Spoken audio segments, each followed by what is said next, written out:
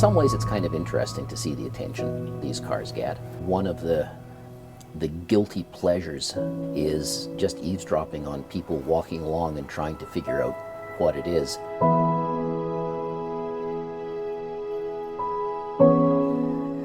I guess as a kid growing up in Langley, it was kind of a car culture at the time, although I was always more interested in the sports cars rather than the muscle cars of the day.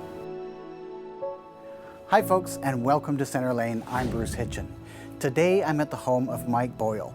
Mike has a collection of 3 gorgeous Lotuses. Him and his wife Veronica bought the first one back when Mike was only 23 and they were just married. Today we're going to take a look at all 3 of them, but we're going to go for a ride in this beauty right here.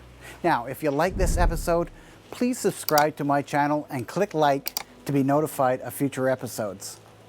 Now let's talk to Mike. There is a very specific story, kind of an origin story that goes back to that, and it goes back to the spring of, I think it was 1968, when I was in high school in Langley in the junior grades.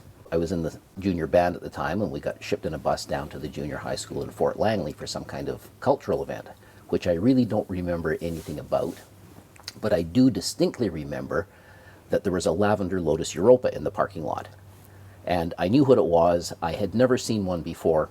I immediately decided it was the coolest thing this side of a Miura, and I wanted to have one day.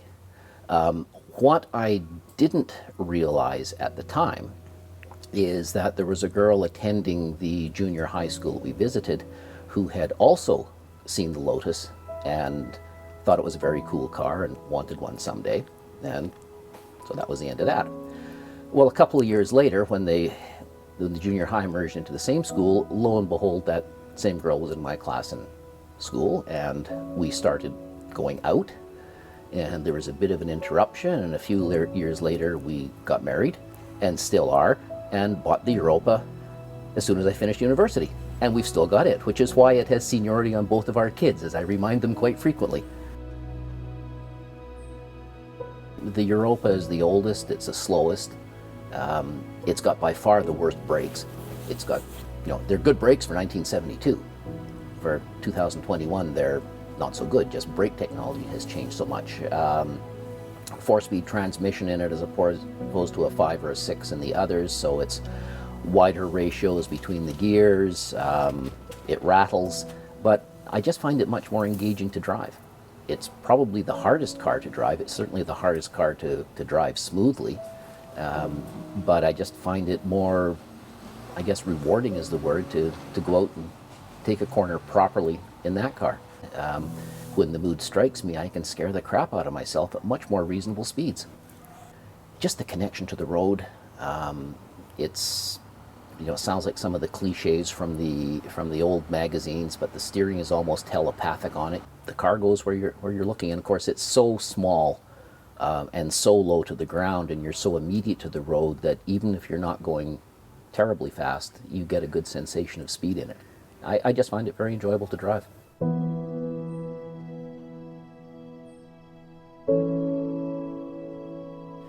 This particular car came up for sale at the dealer in Vancouver, and we thought, well, maybe we should buy it. It was kind of the right age for a midlife crisis and all that. And although we did have the hassle and expense of maintaining 2 households at the time, because I was living in Calgary basically full-time, but we were discussing it, and I remember we were walking along the pathways by the Boyle River in Calgary, and what she said, almost word for word, was, "You may as well buy the car. It's cheaper than you getting a girlfriend in Calgary, and it damn well better not help you find one." The third one came in 2010. We had a nice financial windfall. We won $500,000 on a lottery. So she got a Diamond, I got a Lotus. So it's kind of a life history in 3 cars, because there's my university graduation in the Europa, there's my midlife crisis in the Esprit, and there's my retirement in the Elise. It's a more modern car. Its power is good. It's got a Toyota-based engine in it, so it's basically bulletproof reliability. But again, it's funny because we've talked about this, is objectively the Elise is the best car of the bunch. It's got handling that's razor sharp.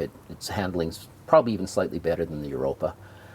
In terms of power, the Esprit has got a higher top speed, but the Elise will keep up with it to the point that you're going to be a guest of Her Majesty for a few days if you get pulled over.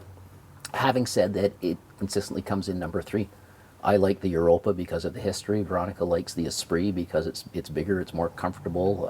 It's a wonderful touring car.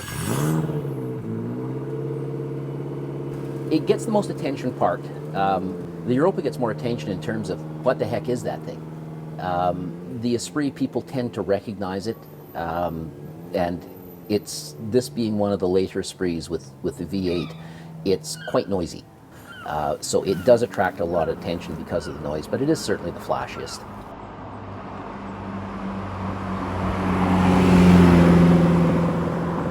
This one is relatively unique in that it's a complete Lotus engine on it, and the Esprits always have been.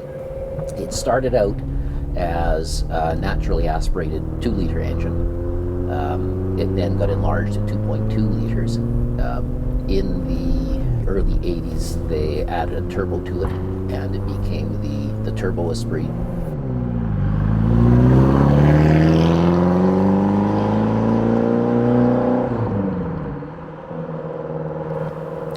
Lotus finally got around to developing their own V8. It's a double overhead cam, 3.5 liter twin turbo V8, factory rated at 350 horsepower, and there's about 1,250 or 1,275 Esprit V8s made, so that's it for the engine. They're a fairly rare engine. It's also a flat plane crank, so it doesn't sound quite like your normal V8.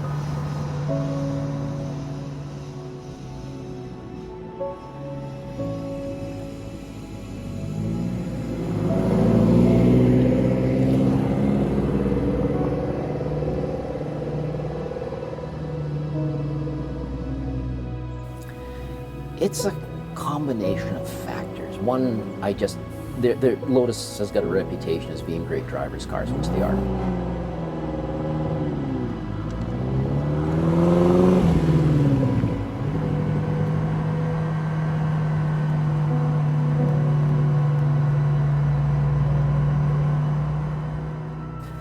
The main thing is I just really enjoy the feel of the cars, the feeling of control you get.